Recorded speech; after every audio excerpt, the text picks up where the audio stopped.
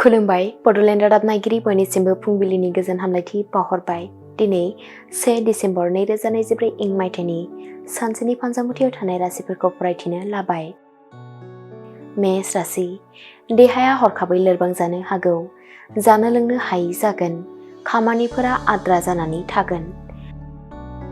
वृष राशि, गोसोनि साननाय लुबैनाया मोगथां महर मोनगोन, बिमा बिफानि साननायखौ जाफुंहोनो हागोन, साना गोजोनै बारलांगोन। मिथुन राशि, गोथार सान, गोबाव समनि जेंनानिफ्राय बारग'नो हागोन, गावनि आंगोजों मोजां सम बारहोनो हागोन। कर्कट राशि, मेगन गोसा सुबुंफोरा फान सागोन, खैफोदाव खोख्लैनो हागौ, जेंनाफोरजों भुगिनांगोन।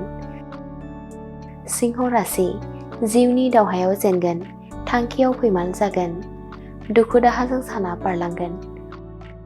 कन्या राशि, बेसेन गोसा मुवा बेसाद आखायाव फैगोन, रां रुफा आरजिनानै लानो हानायनि आसा दङ, खाफाल गेवगोन। तुला राशि, रां रुफा खहा जासिगोन, फालांगियाव जेंना नुजाथिगोन, बायदि रोखोमनि खैफोद नुजाथिनो हागौ।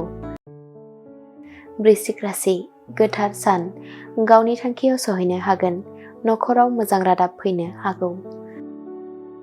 धनु राशि, देहायाव जेंना नुजाथिनो हागौ, जानाय लोंनायाव सांग्रां थानांगोन, मोजाङै सोलिनो हानांगोन।